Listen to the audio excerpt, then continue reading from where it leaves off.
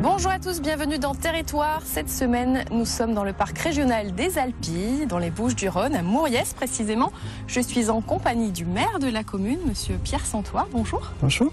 Nous allons évoquer avec vous trois grands thèmes, déjà de l'histoire de ce village de Mouriès. Les premières traces d'occupation remontent à 27 siècles en arrière. Nous évoquerons également donc l'oppidum, en l'occurrence le site archéologique, l'oppidum des Caisses Jean-Jean, qui se trouve sur le nord de la commune. Nous parlerons de la fête des Olives qui vient de se terminer, la 40e cette année. Nous allons justement commencer par ça, monsieur le maire. Alors comment ça s'est passé cette fête des Olives vertes? La fête des Olives vertes s'est très bien passée. C'est une très grosse manifestation pour nous. Cette année, donc la 40e anniversaire, c'est une fête qui a été montée par le comité des fêtes de l'époque, sous la mandature du maire qui était Maître Codacioni. Et au fil des années, les présidents des comités des fêtes et les municipalités ont toujours souhaité maintenir cette fête, qui est la plus belle fête sur l'année à Mouriès et qui correspond vraiment à la typologie de notre territoire, puisque quand je reçois une télévision comme la vôtre, je suis aussi content de dire que c'est la première commune oléicole de France. Donc la fête est vraiment en rapport avec notre culture locale. Sur la commune, il y a 80 000 pieds d'oliviers. Une terre qui est restée vraiment symbole de l'olive et cultivée. Voilà, ici, et qui est restée cultivée d'une façon traditionnelle, puisque sur la culture de l'olivier, maintenant, il y a des méthodes qui sont plus industrielles. Mais nous, on est encore resté en culture traditionnelle avec des arbres qui sont plantés selon la tradition qui est millénaire. Justement, on va voir un extrait de cette fête des Olives vertes qui s'est déroulée il y a quelques jours ici à Mouriès. Nous allons voir le défilé, notamment avec la reine d'Arles, Astrid Giraud. Oui. Je vous laisse découvrir les images d'Alain Bérézy.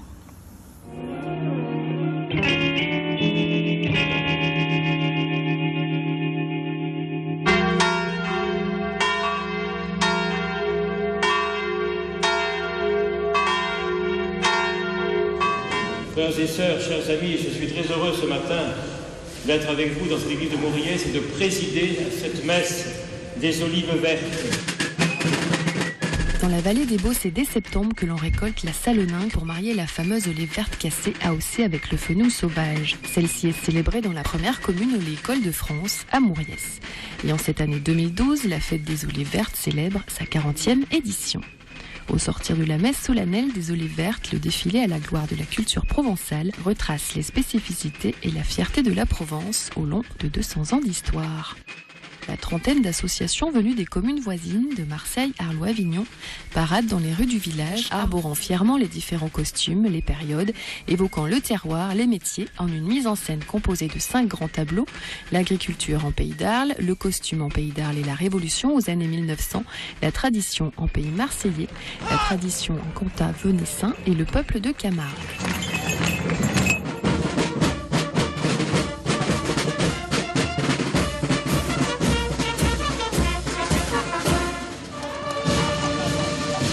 Les nombreux attelages avaient eu l'honneur de transporter dans le cortège les ambassadrices de la culture que sont les reines d'Arles, les demoiselles d'honneur et les reines du ruban.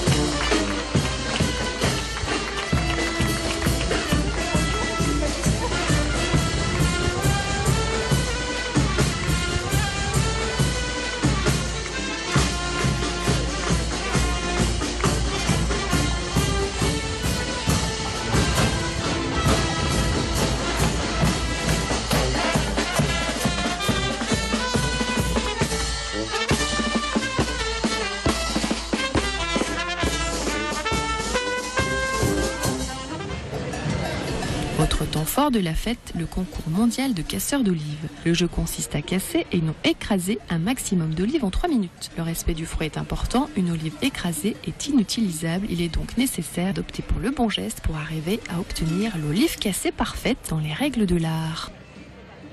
On a le seau d'olive à casser, puis des pailles.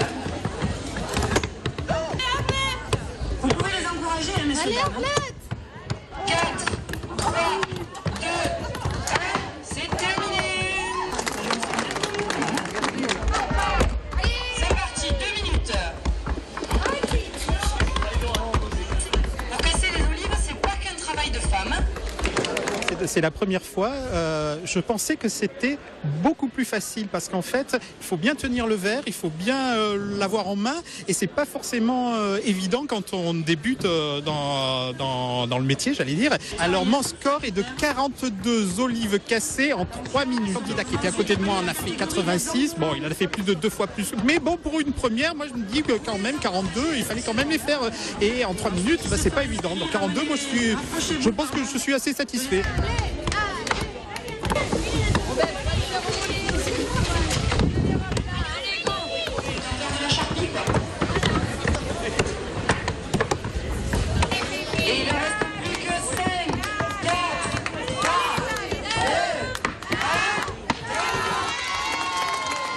Avec 75 olives cassées, on appelle Laurie. Je suis contente.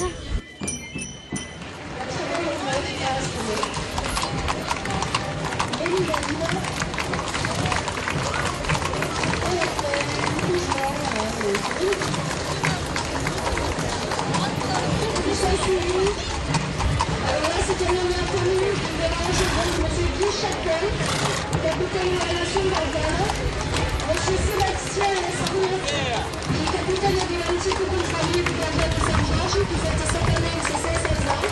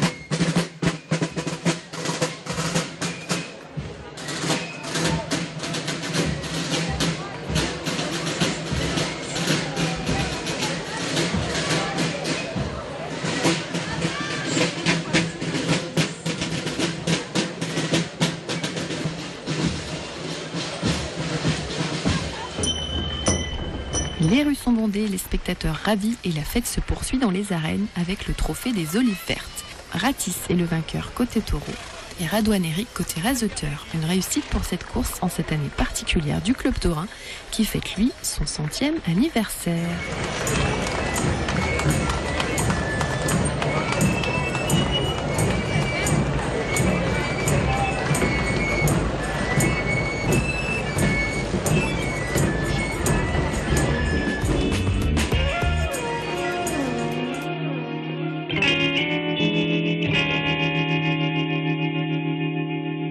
Justement, c'est un des temps forts, hein, la fête des olives vertes, évidemment. On est ancré vraiment dans les traditions avec de nombreuses fêtes dans l'année. On commence par la fête du Club Taurin au printemps. Ensuite, la fête votive qui dure 5-6 jours à Mauriès et qui se termine par l'aïoli populaire sur le cours. Et puis, donc, cette fête des olives vertes. Après, on a des fêtes mineures entre-temps. Pendant la période d'été, pratiquement tous les week-ends, il y a des animations sur Mauriès. Nous venons de voir quelques images de la fête des olives vertes, donc 40e édition, monsieur le maire. Alors, nous n'avons pas vu la reine d'Arles dans le défilé, mais... Elle était présente aux arènes l'après-midi pour la course, à la finale du trophée des olives vertes. Par contre, dans le défilé, il y avait la reine du ruban de Mouriès pour l'année 2012, Alicia Vinas.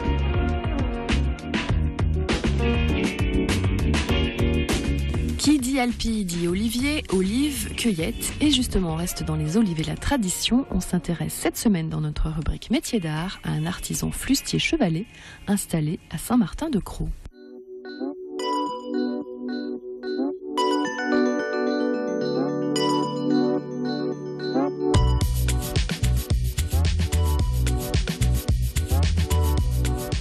Bonjour, je suis Xavier Rouchon. J'ai repris l'entreprise de mes parents avec mes parents en 2006 et on produit notamment une échelle locale, on va dire provençale, le chevalet, qu'on développe et qu'on essaye de maintenir et d'en faire un produit professionnel reconnu. C'est ce qui fait la spécificité du chevalet, c'est qu'il y a une marche qui est unique. Elle a une forme pour répondre à la fois aux normes réglementaires qui veulent qu'on ait une marche plate quand le chevalet est ouvert et le fait que l'échelle soit triangulaire. Il n'y a pas de machine qui remplace cette manière de faire.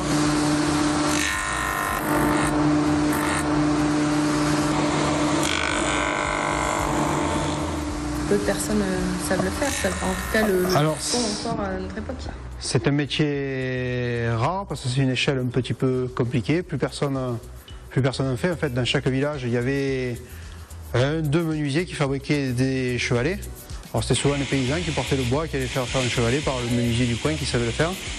Et petit à petit, ce métier-là s'est réduit. Il restait en 96, quand mon père a repris, il restait deux fabricants, un qui avait pas loin de 80 ans, l'autre qui partait à la retraite. Tous les deux ont petit à petit arrêté. Et il y avait un manque, un besoin. Donc à l'époque, mon père a repris, a créé de lui-même l'entreprise et a surtout mis aux normes ce chevalet. C'est-à-dire qu'il fallait quand même répondre à certaines exigences de sécurité. Donc il a fallu, autour de la structure même du chevalet, l'échelle à 3 pieds, il a fallu aussi l'adapter pour qu'elle soit conforme au code du travail. Donc, ce qui a été fait, et aujourd'hui on distribue les chevalets dans les réseaux de distribution normaux.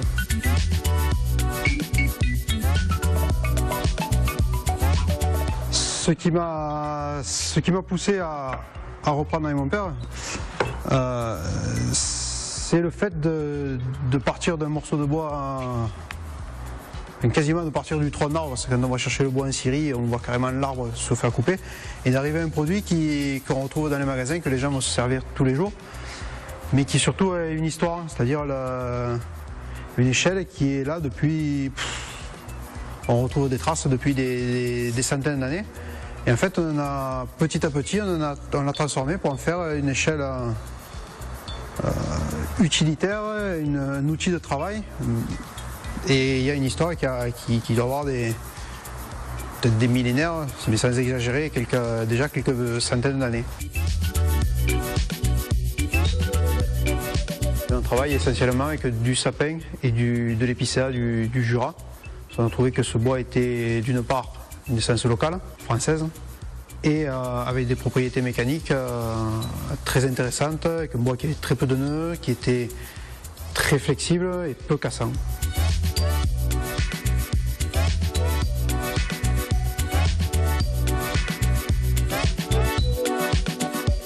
Le chevalet à la marche plate assure un confort qui est quand même qui n'est pas négligeable par rapport aux anciens modèles où la barre était ronde, où le pied à la fin de la journée était complètement trituré au fond de la chaussure. C'est le confort en plus. Ah, c'est le confort, c'est grand luxe.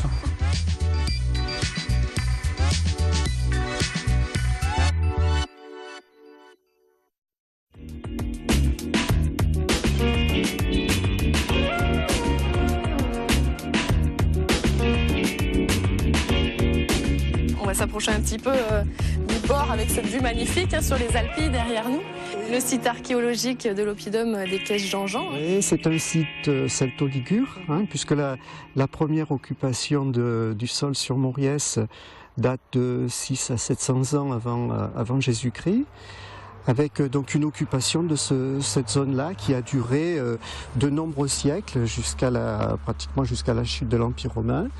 Et puis ensuite le village a évolué plus sur sa partie sud, avec une histoire qui reprend au moment essentiellement des guerres de religion, puisque le seigneur des Baux avait attribué aux protestants qui s'étaient réfugiés dans son territoire une partie de la commune de Mauriès qui était située au sud de la commune sur une zone qui était beaucoup plus marécageuse.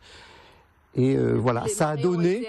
Les marais ont été asséchés, ont été cultivés, et donc le village de Mauriès, tel qu'on le connaît actuellement, s'est fixé à cet endroit-là de la commune. Vous avez su préserver ce cadre de vie comme ça, vraiment petit village. Quand on est en hauteur comme ça, on a du mal à imaginer qu'il y a plus de 3000 habitants ou environ. Alors c'est vrai que le village se camoufle bien dans sa végétation et dans son paysage. C'est très difficile d'arriver à lutter contre... c'est un peu le défi de tous les villages des Alpilles. Vous parliez tout à l'heure du parc naturel régional des Alpilles. C'est en partie pour ça qu'il existe, pour éviter justement qu'il y ait une urbanisation trop développée et qui fasse que les villages ne représentent plus la qualité que l'on connaît et qu'on apprécie. Oui, il faut évidemment garder la beauté, la tranquillité des lieux. Voilà. Mais c'est un défi à l'époque actuelle parce que on est quand même, tous les villages des Alpilles et Mauriès en particulier, on est sur l'arrière-pays de zones qui sont très urbaines, de Marseille, d'Aix, de Salon, de l'étang de Berre, voire même maintenant un petit peu de la région de Montpellier. Sur les Alpilles, il y a eu aussi un mouvement de mode avec l'arrivée du TGV à Avignon, parce que Paris c'est à 2h30 d'ici. Donc on est vraiment sous une pression importante et notre volonté actuellement à la mairie de Mauriès, mais je crois que c'est partagé par l'ensemble des communes des Alpilles, c'est aussi de préserver notre caractère vraiment régional. On ne met pas nos amis de l'extérieur à la porte, mais on veut les accueillir aussi dans de bonnes conditions de façon à pouvoir leur faire partager notre culture. Nous allons justement visiter votre village, nous l'avons dit. Nous avons vu une charmante rue principale où l'animation bat son plein tout au long de l'année. Les gens se rencontrent, on discute. Oui. C'est ici qu'on se retrouve. Vous, quel est l'endroit que vous préférez dans votre village, s'il y en a un, où vous vous sentez peut-être... plus détendu qu'un autre? Alors, moi j'aime bien les espaces où les paysages sont élargis. C'est pour ça que je vous ai accompagné aujourd'hui sur ce belvédère de Mauriès. Sur Mauriès, on a trois paysages qui sont très différents. Il y a le paysage des Alpilles, des rochers des Alpilles, de la petite colline. On a un paysage de Crau et puis le paysage des marais. Moi, si j'allais sur mon instinct personnel, j'aime bien me retrouver sur les espaces de Crau où la chaîne des Alpilles se détache en fond. Voilà. Mais dans l'intérieur du village, il y a des petites rues où je me sens parfaitement bien. Voilà. Merci beaucoup, monsieur le maire. Nous allons aller voir tout ça de nos propres yeux. Merci à vous. On se retrouve dans un instant sur le site archéologique de l'oppidum des Caisses Jean-Jean à Mauriès pour retracer les grandes étapes de fouilles qui ont révélé des trésors sur le passé de ce site majeur des Alpilles.